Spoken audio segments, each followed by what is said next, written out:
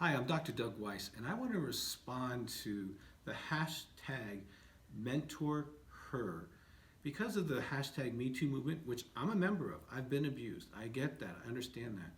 But there seems to be this overreaction among men, which now they're afraid of women. And I don't think that was the heart of the Me Too. I think the heart of that is to be respected, not to be afraid. But some men have decided, well, I'm not going to mentor any women in my organization. I'm going to be, and that's not going to help your organization. And it's not good for everybody on your team because then you're kind of having to make adjustments based on gender. And that's not always healthy for your team. So I want to give you a few tips. If you're going to mentor a woman in your organization, and this would also apply if a woman is mentoring a man, both ways.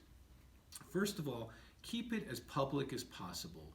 You know, they have glass boardrooms, you know, that you can sit in the cafeteria, and I would say have more than one other person with you.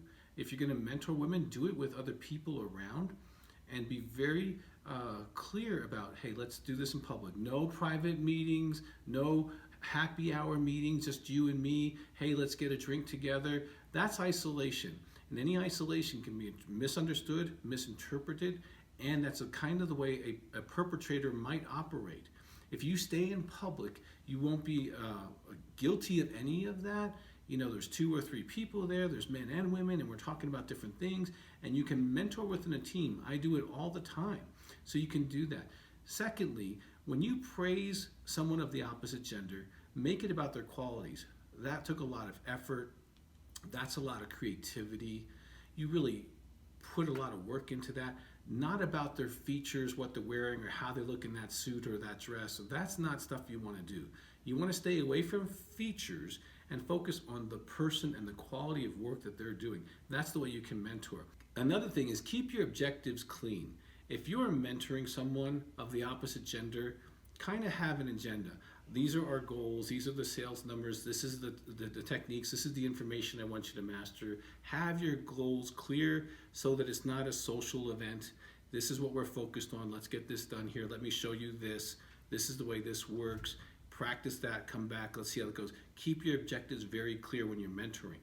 Another thing is, you know, if your spouse comes up, always say positive things.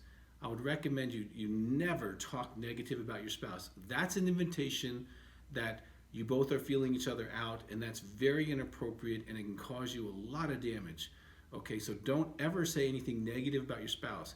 If someone compliments you, my spouse says the same thing. If a woman says, hey, you're handsome, say, you know, my wife says the same thing, sends a really clear message that you're not going down the unprofessional road. If possible, I mean, if your spouse can come into the office and meet some of the people you're talking to, that is a great thing to do.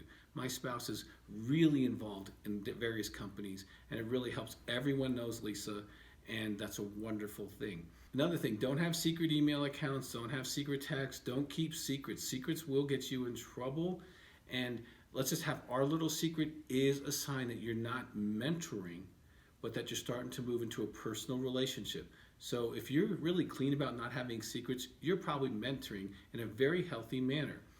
Never talk specifically about your marriage. It can get in trouble, okay? So again, that's just kind of a real asterisk I need to kind of highlight.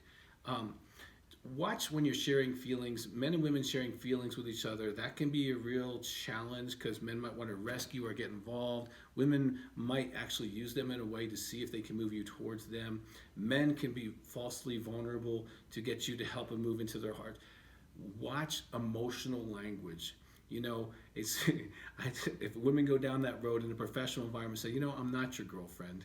That sounds like a great conversation to have with the woman because, you know, as a man, that's not, I don't want to have a conversation about the emotions about this. I think this is something you can share with a girlfriend.